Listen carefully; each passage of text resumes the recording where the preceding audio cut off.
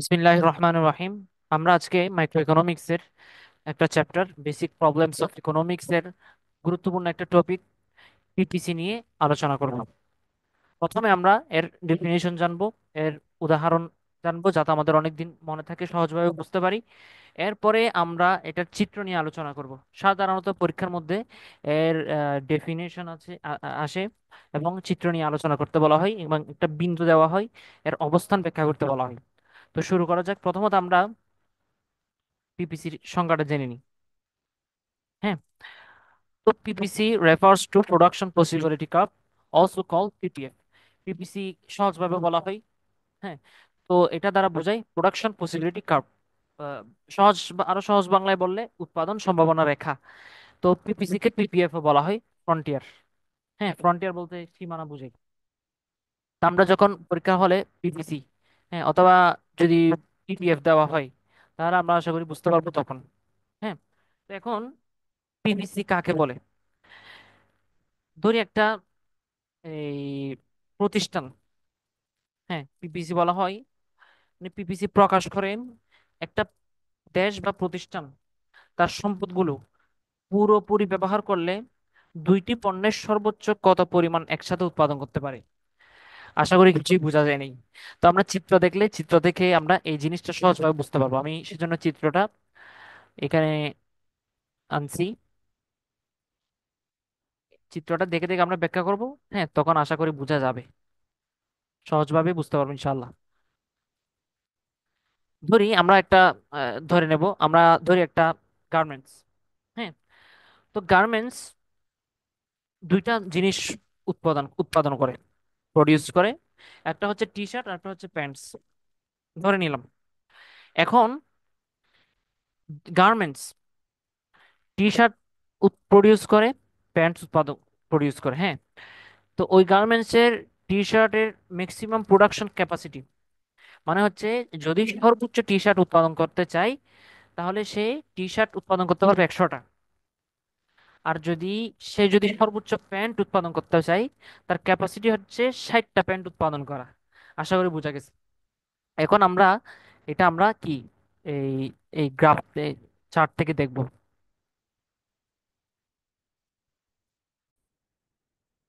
তো এই ডায়াগ্রামের দিকে যদি আমরা খেয়াল করি, তাহলে আমরা লক্ষ্য করি লক্ষ্য করতেছি যে, তার একটু সামনে নি।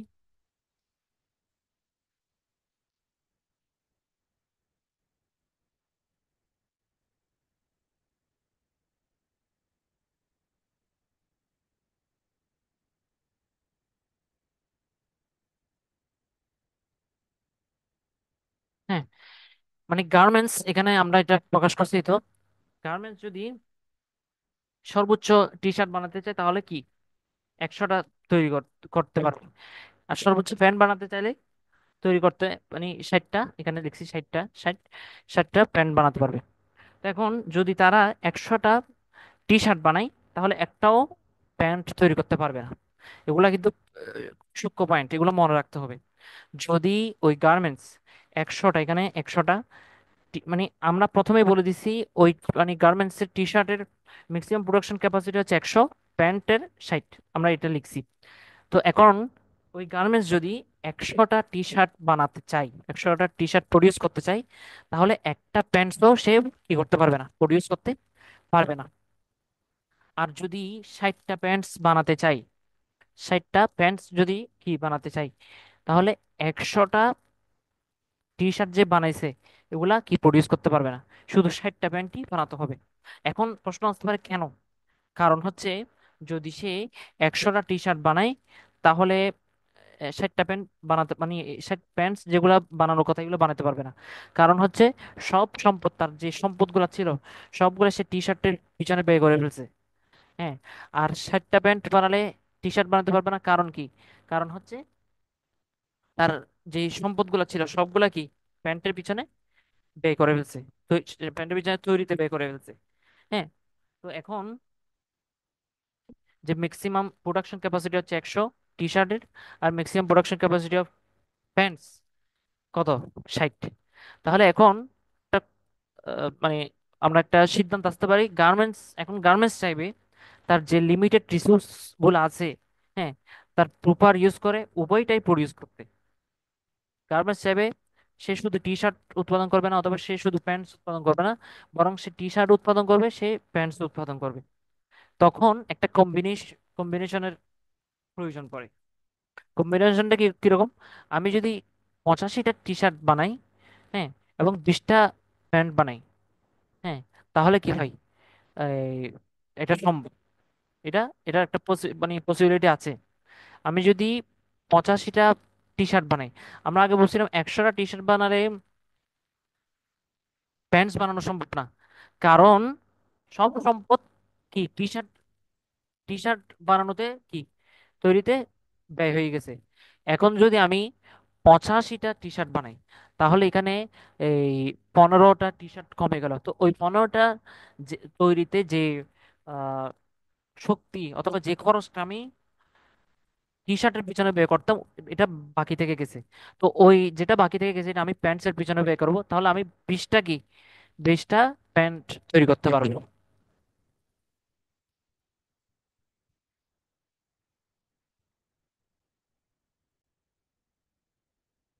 এখন আসি নেক্সট স্টেজে। ধরি এখানে 45টা টি শার্ট উৎপাদন করা হলো, হ্যাঁ, তাহলে 45টার সাথে এখানে 45টা প্যান্ট উৎপাদন করা হবে। হ্যাঁ, কারণ 45টা করা হয়েছে, তাহলে বাকি আমরা তো সাধারণত 100টা টি শার্ট সর্বোচ্চ করা যায়। তো বাকি 45টার পর বাকি 55টার শক্তি, 55টার খরচ, 55টা শ্রম বাকি ছিল, ওগুলা দিয়ে কি করা হয়েছে? প্যান্ট তৈরি করা হয়েছে। এখন আসি এখানে 20টা টি শার্ট তৈরি করা হয়েছে, 55টা প্যান্ট তৈরি করা হয়েছে। তো এখন আমরা কি বুঝলাম এখানে? এগুলো দ্বারা আমরা কি বোঝাতে চাচ্ছি? আমরা মূলত বোঝাতে চাচ্ছি যে টি শার্টের সর্বোচ্চ ক্যাপাসিটি হচ্ছে 100, আর প্যান্টের সর্বোচ্চ ক্যাপাসিটি হচ্ছে 60। তো এখানে কিছু পয়েন্ট আছে। এখানে আমরা একটা কার্ভ আঁকলাম, হ্যাঁ, এই কার্ভটা, এই লাল দাগের যে কার্ভটা, এটা হচ্ছে একটা কার্ভ। তো এই কার্ভকে নিয়ে আজকের আলোচনা, এটাই হচ্ছে কি প্রোডাকশন পসিবিলিটি কার্ভ। তো এখন এখানে এখানে একটা জিনিস বলি, এই মানে 100টা টি শার্ট, 60টা প্যান্ট, হ্যাঁ, তো এটা দিয়ে আমরা আমাদের আজকে হিসাব। তো এখানে এই পিপিসি কার্ভ, এখানে যে এইটা হচ্ছে পিপিসি কার্ভ, এই এই লাল দাগটা পিপিসি কার্ভ। তো এখানে সকল বিন্দুতে নির্দিষ্ট সম্পদের দক্ষ বা সুষ্ঠু ব্যবহার নির্দেশ করে। ধরি 85, 85 থেকে এটা, হ্যাঁ, 85টা টি শার্ট আর 20টা প্যান্ট, তাহলে এটা মিলিত হয়েছে এখানে। তাহলে বোঝা যাচ্ছে, আমরা বলতে পারি এই 85টা টি শার্ট উৎপাদন এবং 20টা প্যান্ট উৎপাদনের কারণে সম্পদের সুষ্ঠু এবং দক্ষ ব্যবহার হয়েছে। আশা করি বোঝা গেছে। কারণ এটা মিলিত হয়েছে কোথায়? পিপিসি কার্ভের মধ্যে। আবার এটাতে আসি 45 এবং 45, এটা মিলিত হয়েছে কোথায়? পিপিসি কার্ভের মধ্যে। হ্যাঁ, এই আমরা তো গ্রাফ আঁকতে পারি, হ্যাঁ, ক্লাস 6 5 6 থেকে আমরা এগুলো জানি। তো এটা বোঝানোর দরকার নেই, কিন্তু এটা বোঝা, আশা করি বোঝা যাচ্ছে। তো 45 45 এখানে এটা মিলিত হয়েছে কোথায়? পিপিসি কার্ভের মধ্যে। পিপিসি কার্ভে যেহেতু মিলিত হয়েছে, তাহলে আমরা বলতে পারি এটার সর্বোচ্চ দক্ষ ব্যবহার হয়েছে। এখন আসি এটা 20, 20টা টি শার্ট, 55টা প্যান্ট, তাহলে এটাও পিপিসি কার্ভের মধ্যে মিলিত হয়েছে। তাহলে আমরা এটা বলতে পারি কি সর্বোচ্চ এই দক্ষ ব্যবহার হয়েছে, সর্বোচ্চ ব্যবহার হয়েছে। এখন আমরা পরীক্ষার মধ্যে কিভাবে আসতে পারি? পরীক্ষার মধ্যে আসতে পারে মানে কোনো বিন্দু যদি ভিতর অবস্থান করে, তখন কিরকম হবে? তা এখানে আরেকটু কথা, বিন্দুর অবস্থানটা নিয়ে আমরা আসবো ইনশাল্লাহ। এখানে যদি ধরি, হ্যাঁ, এখানে মিলিত হয়েছে, হ্যাঁ, তো এখন এটাকে কি আমরা এই বিন্দুকে আমরা পিপিসি কার্ভ বলতে পারবো? হ্যাঁ, অবশ্যই আমরা পিপিসি কার্ভ বলতে পারবো। মানে এই লাল রেখা, মানে এই কার্ভটার যেই জায়গায়, এটা এখানেও হতে পারে, হ্যাঁ, যেই জায়গায় কি বিন্দু অথবা মানে এখানে এরকম বিন্দু মানে হবে, মিলিত হবে, কম্বিনেশন, হ্যাঁ, টি শার্ট এবং প্যান্টের সংমিশ্রণ, হ্যাঁ, এখানে হবে পিপিসি কার্ভের উপর, হ্যাঁ, উপরস্থ বিন্দুতে, তখন এটা কি সর্বোচ্চ দক্ষ এবং সুষ্ঠু কি হয়েছে, ব্যাপার হয়েছে। আশা করি বোঝা গেছে। এখন আসি ভেতরে ভেতরে যদি কোনো বিন্দু হয়, ধরি এখানে একটা বিন্দু। আমি এই জিনিসগুলো ইজি আমি জানি, কিন্তু বারবার বলতেছি যাতে এগুলা সহজভাবে বোঝা যায়। হ্যাঁ,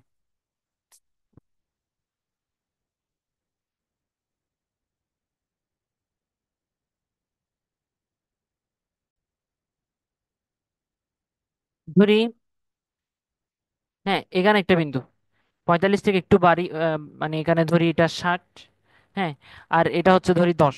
তাহলে এখানে আমরা বুঝতে পারি এটা মানে 60টা টি শার্ট আর 10টা প্যান্ট। হ্যাঁ, একটা গার্মেন্টস 60টা টি শার্ট এবং 10টা প্যান্ট তৈরি করছে। কিন্তু এর সর্বোচ্চ টি শার্ট তৈরি করার ক্ষমতা হচ্ছে 100, আর এদিকে প্যান্ট হচ্ছে 55। তাহলে এখন এখানে 60 আর এখানে হচ্ছে 10। তাহলে এখানে এদিকে 60, হ্যাঁ, আর এদিকে 10। তাহলে এই বিন্দুটা, এখানের বিন্দু যেটা, সেটা মিলিত হয়েছে কোথায়? এই জায়গায়, এই লাল পয়েন্টের এখানে। হ্যাঁ, এই অংশে। তো এটা কি পিপিসি কার্ভের মধ্যে পড়ছে? তাহলে বোঝাচ্ছে এটা পিপিসি কার্ভের মধ্যে পড়ে নাই, কিন্তু পিপিসি কার্ভের ভেতরের জায়গায় পড়ছে। তাহলে এটা দ্বারা কি বোঝাই? এটা দ্বারা বোঝাই এটা মানে অর্জনযোগ্য।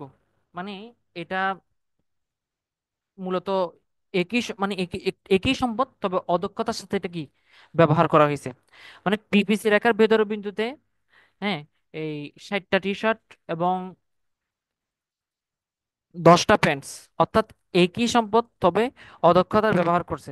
পিপিসি রেখার ভেতরের বিন্দুতে, এটা এটা ধরি সি বিন্দু। সি বিন্দু অদক্ষতার দিকে নির্দেশ করে, সম্পদের অদক্ষ ব্যবহার নির্দেশ করে। সোজা কথা এটা, মানে এটা অর্জনযোগ্য, হ্যাঁ, অদক্ষতাই, তবে সম্পদের সুষ্ঠু ব্যবহার এখানে কি হয়নি।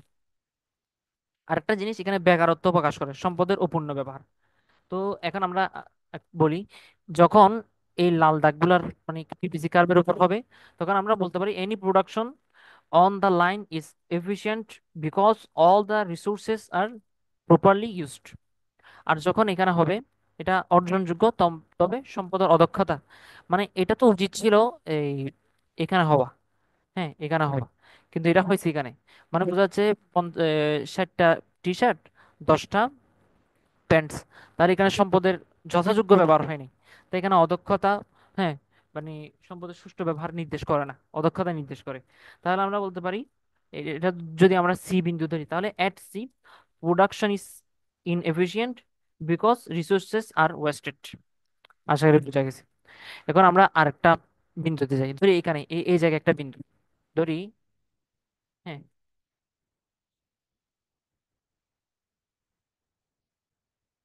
হ্যাঁ, ধরি এই জায়গায় একটা বিন্দু।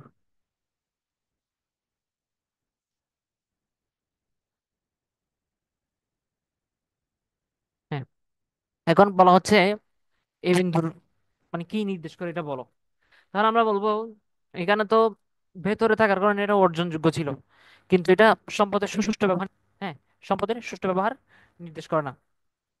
কিন্তু এটা একদম কি পিপিসি কার্ভের বাইরে, এটা পিপিসি কার্ভের একদম বাইরে, জি বিন্দু। মানে এখানে ধরি এটা এটা কি জি বিন্দু ধরি। তাহলে এটা দ্বারা যে নির্দেশ করে সম্পদের অর্জনযোগ্য কি ব্যবহার, মানে এটা হচ্ছে অর্জনযোগ্য, এটা অর্জনযোগ্য, মানে এটা অর্জনই করা যাবে না। হ্যাঁ, ভিতরের বিন্দু যেটা সি, ওটা নির্দেশ করে সম্পদের অদক্ষ ব্যবহার। আর বাইরের বিন্দু যেটা জি, এটা কি করে অর্জনযোগ্য ব্যবহার। কারণ এখানে যেতে যেতে, হ্যাঁ, যেতে যেতে এটা মানে এমন উপরে কি, মানে এটা অসম্ভব একটা বিষয়, এটা অসম্ভব একটা বিষয়। কারণ এটা পিপিসি কার্ভের বাইরে। হ্যাঁ, এটা যদি আমরা গ্রাফের সাথে কি এ, তুলনা করি, তাহলে দেখা যাচ্ছে এটা এই টি শার্ট 100টা, প্যান্ট কয়টা 60টা, মানে এই নিয়মটা মানতেছে না। তাহলে এটা মানে একটা অসম্ভব একটা বিষয় হয়ে যাচ্ছে। হ্যাঁ, তো আমরা যেটা পুরো ক্লাসের একটা আমরা কি রিক্যাপ করতেছি, মানে টি শার্ট সর্বোচ্চ করা যাবে 100 আর প্যান্ট করা যাবে 60। হ্যাঁ, তাহলে এখানে যে পিপিসি কাপড় উৎপাদন হয়েছে, ধরি এটা এ, এটা বি, এটা সি। হ্যাঁ, তাহলে এখানে এ বি রেখার এ বি সি যে বিন্দু আছে, হ্যাঁ, এখানে সুষ্ঠু ব্যবহার হয়। এই এটা ধরি এ, মানে এই কার্ভটার মধ্যে যে কোনো বিন্দুতে সম্পদের সুষ্ঠু ব্যবহার হবে। হ্যাঁ, কিন্তু এখানে যে সি বিন্দু, এটা সি বিন্দুতে অর্জনযোগ্য কিন্তু অদক্ষতা বোঝায়। অর্জনযোগ্য সম্পদ কিন্তু এখানে অদক্ষতা নির্দেশ করে, সম্পদের অপূর্ণ ব্যবহার নির্দেশ করে। আর যে এটা এটা যে বিন্দু, এটা হচ্ছে আমরা ধরছিলাম জি বিন্দু, তাহলে এটা হচ্ছে অসম্ভব মানে অর্জনযোগ্য একটা কি সম্পত্তি। এটা মানে সম্ভব নয়, এরকম আর কি।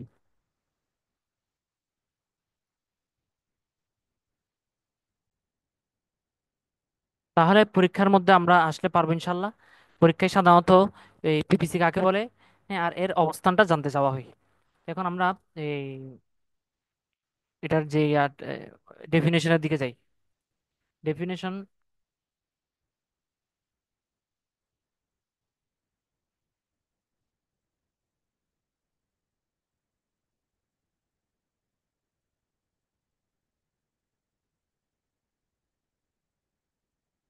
এল মেয়ার্স বলছেন, PPC is a curve showing all possible combinations of goods that can be produced with available resources and technology। হ্যাঁ, আশা করি এখানে বুঝা গেছে। এখন মানে এটা ইজিলি বলতে বোঝায় what a country can make with full use of its resources. মানে এটা কান্ট্রি যে কোনো দেশও হতে পারে, যে কোনো প্রতিষ্ঠানও হতে পারে, শুধুমাত্র কান্ট্রি হবে এরকম না। মানে এটা তার what a country can make, মানে একটা কান্ট্রি, একটা দেশ কিভাবে can make with full use, মানে এটা তার সম্পত্তির ফুল ইউজ কিভাবে করতে পারে, এটা হচ্ছে কি। এখন স্যামুয়েলসন বলতেছেন, the production possibilities curve shows the trade-offs in production volume between two choices. If you produce more of one thing, you produce less of the other. The curve shows this balance. আশা করি বোঝা গেছে। এখন আমরা আলোচনা করব একই এই graph থেকে অপরচুনিটি কস্ট।